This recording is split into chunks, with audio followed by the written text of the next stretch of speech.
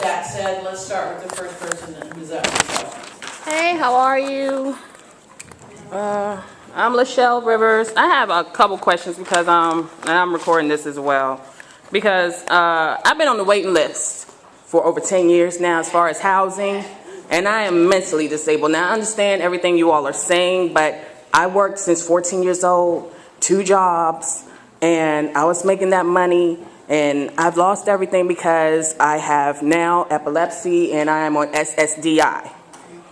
Being a single mother, SDI is not helping enough because my rent is over $1,000, okay? And I can only get $16 a month just for food stamps because of what I get from SSDI. So, you know, my refrigerator is pretty much empty, and I'm paying over $1,000 for rent. And then there's all the other bills as far as how high Pepco and everything else is. So I'm feeding a 13-year-old as well.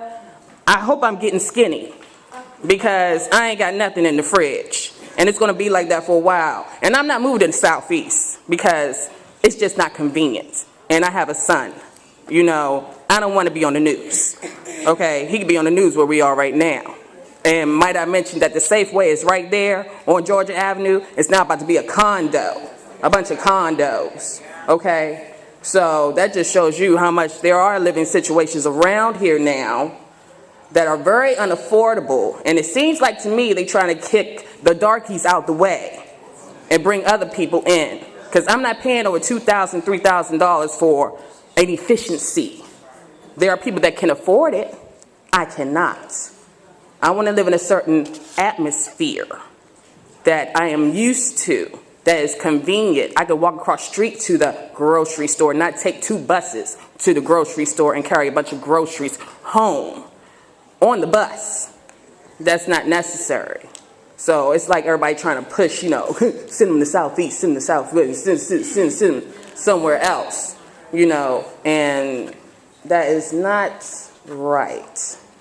I've been on the waiting list. I'm even on the mental disability waiting list because I've had 4 inches of my brain released.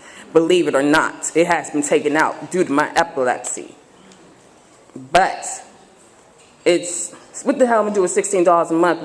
You know what I do with that $16? I buy eggs and milk, and if I can afford the bacon, God please let me, and that be it. So, yeah, the question is, what can I do? Because I've done everything. I've written everybody.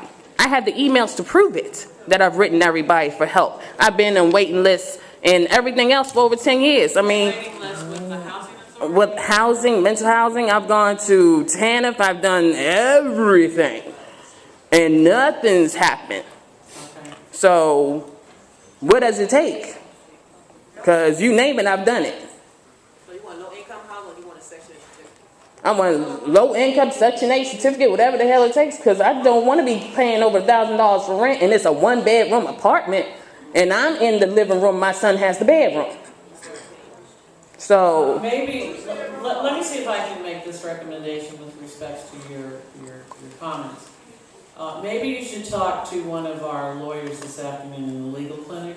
Yeah, because I've had lawyers. If you've been on the waiting list for a long period of time, particularly in the disability category, and I know that from the standpoint of the Department of Mental Health, they do have some vouchers that they use for housing. Mm-hmm. So there may be a conversation that needs to happen between